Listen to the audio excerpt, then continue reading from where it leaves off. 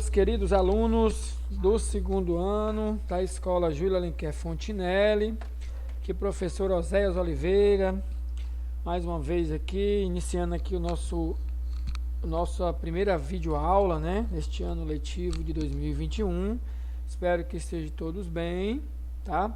Vamos iniciar aqui um conteúdo que está no primeiro capítulo do livro didático de vocês, que é dispersões, tá? E soluções, coloides e suspensões, né, que é a subdivisão do conteúdo, tranquilo? Vamos lá começar aqui nossa videoaula, que vai ser colocada no canal da escola. Então usem essa ferramenta como auxílio para a resolução das atividades. Essa videoaula vai estar de acordo com as atividades que vai ser passada, né, repassada na sequência para vocês. Então use o livro didático e use a videoaula e também o nosso encontro no Meet, para poder ficar 100% aí show na compreensão do conteúdo de química, tá? Tranquilo? Vamos para frente, né? Uma pequena introdução aqui, pessoal, para vocês entenderem que no nosso dia a dia nós encontramos várias soluções, né?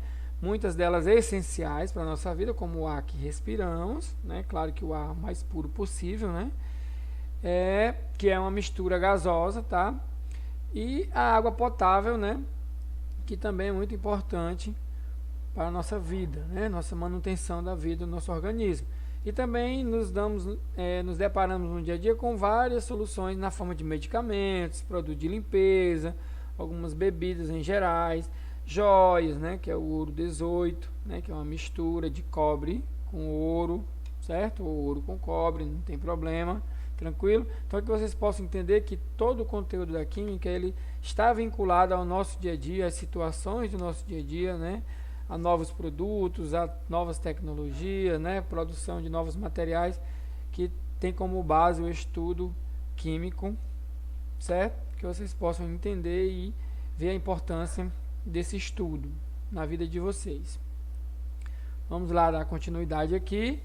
Dispersões, tá? Que tem como definição, né? Que é um sistema no qual as substâncias, que é a fase dispersa, ou seja, como se fosse o soluto, ele está disseminado sobre a forma de pequenas partículas, né, em uma outra substância, que nós podemos chamar de dispersante, que também pode ser chamado de solvente, tá certo? Então é assim que funciona uma dispersão, né, assim que a gente consegue conceituá-la e defini-la. Classificação, né? A classificação é de acordo com o tamanho. Tamanho de quê, professor? O tamanho da partícula dispersa que está ali naquele recipiente que você vai observar, né, aquela mistura, tá? Então a gente traz aqui o conceito aqui do tamanho das partículas e a classificação, né, do nome da dispersão de cada uma.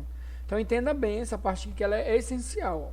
Soluções verdadeiras ou simplesmente soluções, tá? Verdadeiras porque elas são realmente soluções vindas de sistemas homogêneos, né, com partículas muito pequenas, tá? Entre 0 e 1 nanômetro, certo? Esse é o tamanho das partículas do soluto, né, digamos assim, que está no solvente em uma solução verdadeira, tá? Tá certo? Está disseminado em um solvente.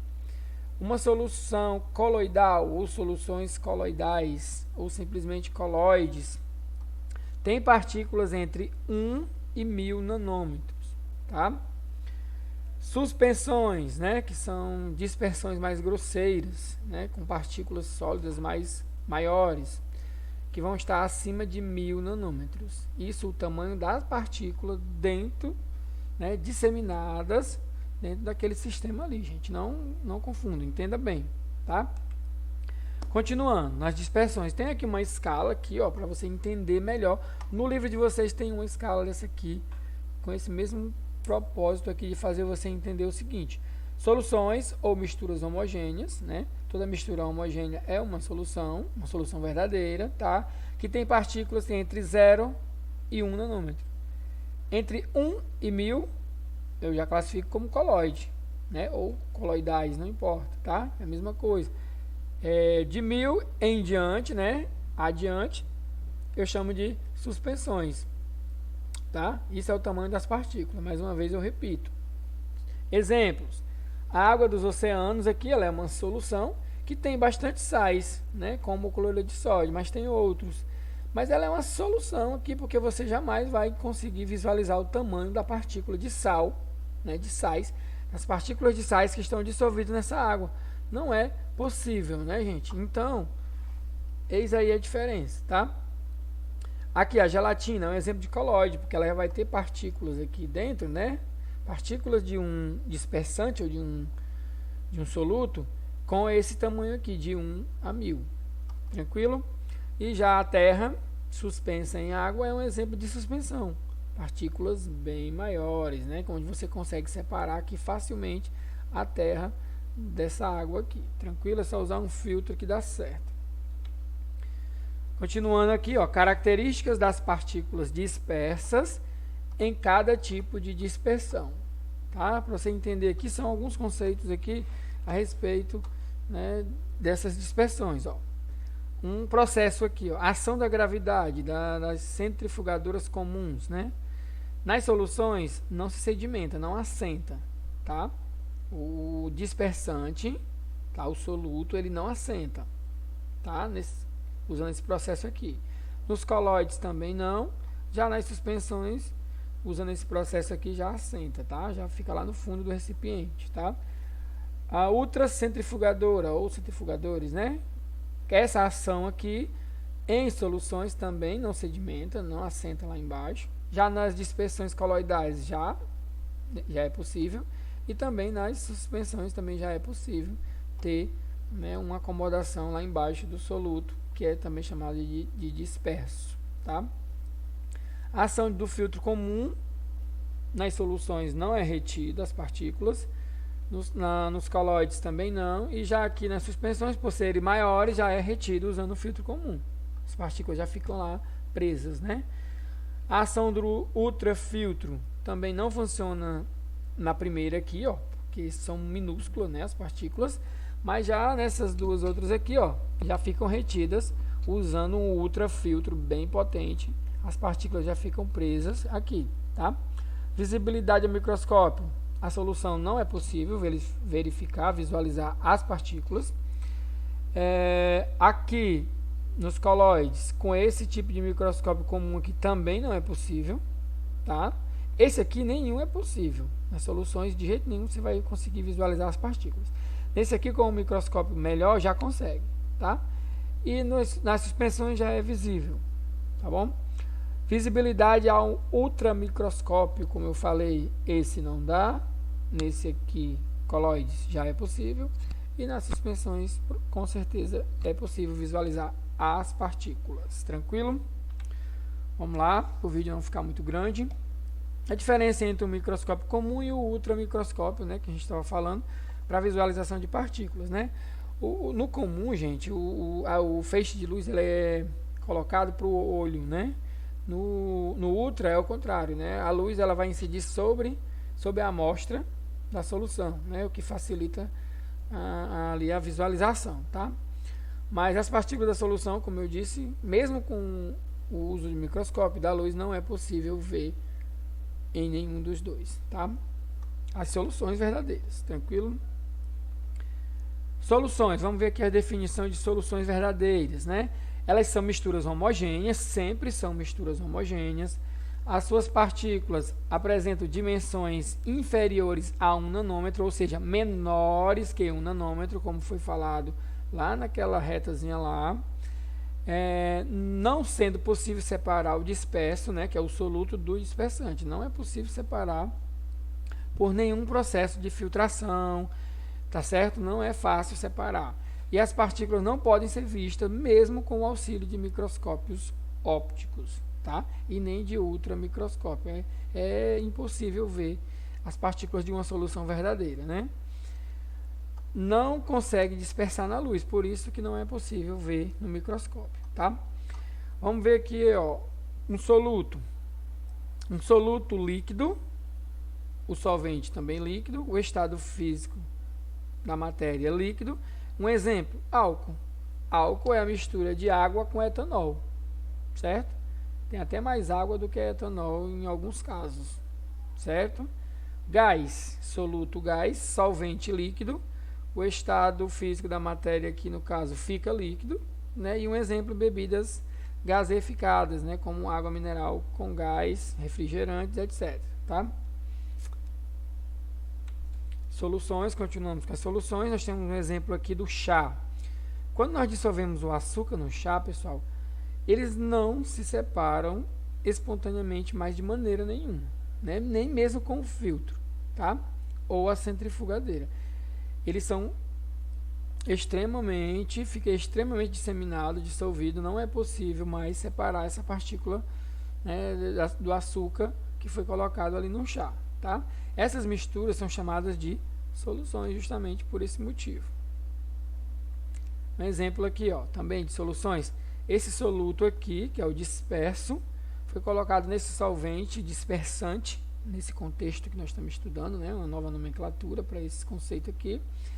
E, no caso aqui, o solvente a água, vai formar aqui esta solução, certo? Onde não é mais perceptível ver as partículas desse solutozinho aqui, tranquilo?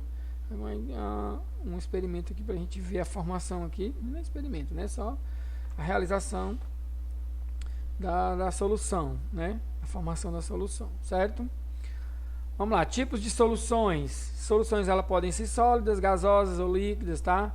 Aí tem uns exemplos aqui, ó, ligas metálicas são exemplo de misturas de soluções, né? Sólidas, tá? As gasosas, né? N2, O2 que forma o ar, que também é uma mistura, o ar, tá? E líquido, que pode ser de três formas, né? Entre líquido e sólido, líquido e líquido e gás, tá? Pelo menos um dos componentes dessa reação aqui, né? Nesse formato, aliás, tem que ser líquido, tá certo? Então são tipos de soluções sólida, gasosa e líquida, que no livro de vocês aborda vários exemplos aí no capítulo 1 também. Que vocês leiam lá, deem uma olhada.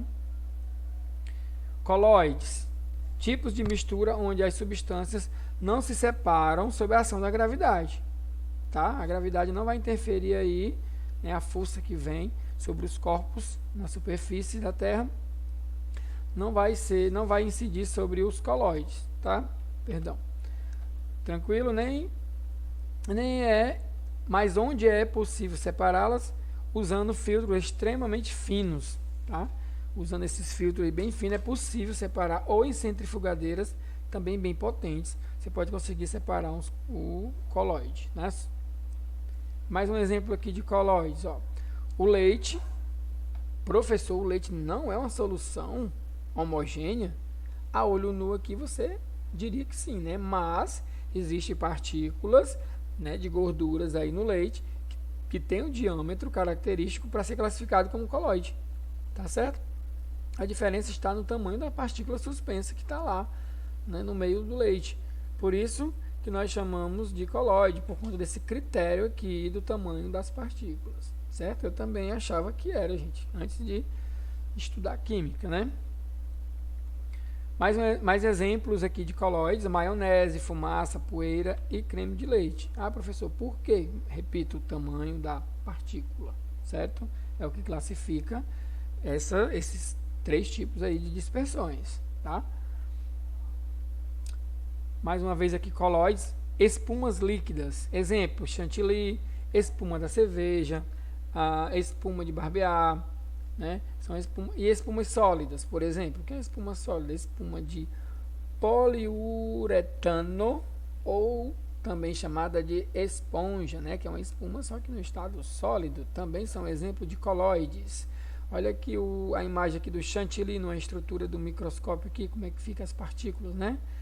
A partícula, na verdade, como ela tem um tamanho significativo, então é entre 1 e 1000 nanômetros, então classifica como coloide, certo? Nos coloides, as partículas dispersas, elas estão sempre em movimento errático, quer dizer o que? Movimento louco, elas estão sempre colidindo umas com as outras, o que impede a ação da gravidade sobre elas, né? A gravidade não vai sedimentar ali o disperso, né, no fundo do recipiente de maneira nenhuma, tá? Nesse caso, porque as partículas estão sempre em movimento e se chocando para evitando essa ação da gravidade sobre elas. Aí tem aqui o movimento de Browniano, não tem no livro de vocês, eu trouxe só para contextualizar, que mostra aqui o movimento das partículas num colóide, ó, certo? Meio louco aqui, né? Tranquilo, só para vocês entenderem o que eu estava falando sobre esse movimento das partículas em um colóide que não se assenta, né? Não sedimenta. Colóides, e é muito importante vocês fixar aqui no efeito Tyndall, certo? Porque é um efeito que acontece sobre os colóides, onde o feixe de luz, certo? Ele incide entre aquela substância, né? Digamos assim, você vai olhar aqui o exemplo aqui, ó, você vai perceber o quê? Que a luz aqui da lanterna, ela está incidindo sobre qual aqui, ó, nas soluções, sobre essa aqui ou essa, né? Lógico que essa aqui você não percebe ver a luz, já nessa aqui você percebe. Então, qual é o colóide? Essa daqui, classificado como colóide, tá? Ele consegue, ó, quando o feixe de luz numa sala escura incide sobre um frasco contendo um colóide, sua trajetória fica visível, ou seja, nós estamos visualizando aqui a trajetória da luz, né, na solução coloidal, tá? Aqui também traz uma representação de como fica, ó, certo? O feixe de luz numa dispersão coloidal, ó, feixe luminoso, atravessando aqui a solução, certo? São características para você identificar, certo? O efeito Tyndall, né, nos colóides, ele pode ser observado a olho nu, sem microscópio, sem nada, tranquilamente, do jeito que vocês estão vendo aqui essa imagem. Claro que tem que ter um pouco, tem que estar um pouco escuro ali a sala para que possa ser visualizado, tá? Para a gente finalizar, as suspensões, as características gerais das suspensões são misturas heterogêneas, tá? Cuidado para não confundir suspensão com dispersões, né? Dispersões é o nosso conteúdo, né? O nome do nosso conteúdo lá, né? Nosso objeto do conhecimento. E depois a gente divide, né, em tipos, que é as substâncias as soluções verdadeiras, os colóides e as suspensões, tá? Não confundam. São misturas heterogêneas. As partículas apresentam dimensões acima de 1000 nanômetros. E elas podem ser separadas facilmente por filtros comuns, tá? Por conta das suas partículas que são bem maiores, então a gente consegue separar por filtro comum. Exemplo, água e areia, água e cimento, azeite e água, né? Facilmente você consegue separar ali o disperso no meio do dispersante ali da solução, né? E você a classifica como suspensão. Vai ter algo suspenso, né? O nome já está dizendo. Exemplo aqui, ó, fase dispersa, fase de dispersão. Se eu tenho um material particular, um material com partículas soltas, né? Por exemplo, como poeira e água. Onde é que eu posso encontrar aqui poeira e água no estado de vapor? No ar atmosférico. Então, a dispersão vai ser o ar atmosférico e a minha fase dispersa vai ser poeira e água. Leite de magnésio, eu vou ter hidróxido de magnésio, né? Dispersa em água. Certo? Tranquilo? Só uns exemplos para você fixar a ideia de disperso e dispersante, né? Mais um exemplo de suspensão aqui, ó, o suco de laranja, né? Mas visivelmente é bacana de entender aqui, ó. Também é uma mistura, né? Aparentemente homogênea, não se engane, igual o leite lá. Porém, se esperarmos um pouco, a polpa da laranja deposita-se no fundo. Agora aqui é a ação da gravidade. Observa aqui, ó. Aqui, né? Você olha aqui a cor, tá bacana, né? Homogênea. Mas olha aqui com um tempinho, a gravidade joga o disperso lá para o fundo, ó, certo? Depositado bem aqui no fundo, né? Como se fosse um soluto aqui, ó, certo? Então essas misturas nós chamamos de suspensões, tá? Aqui, ó, ficou o líquido aqui mais suspenso em cima e o sólido mais concentrado aqui embaixo, tá certo? Com a ação da gravidade, tá, gente? Não foi usado nenhum processo aí para fazer com que sedimentasse aqui embaixo, não, tá certo? Então é esse nosso conteúdo sobre dispersões. Leiam lá o livro, vejam o vídeo aí no canal da escola no Java Conecta e não perda o nosso encontro no Meeting, próxima semana, né? Eu estou gravando aqui na terceira semana, então na próxima semana é o encontro. Não sei quando é que você vai visualizar esse vídeo, mas enfim, bons estudos, um abraço a todos e até a próxima videoaula.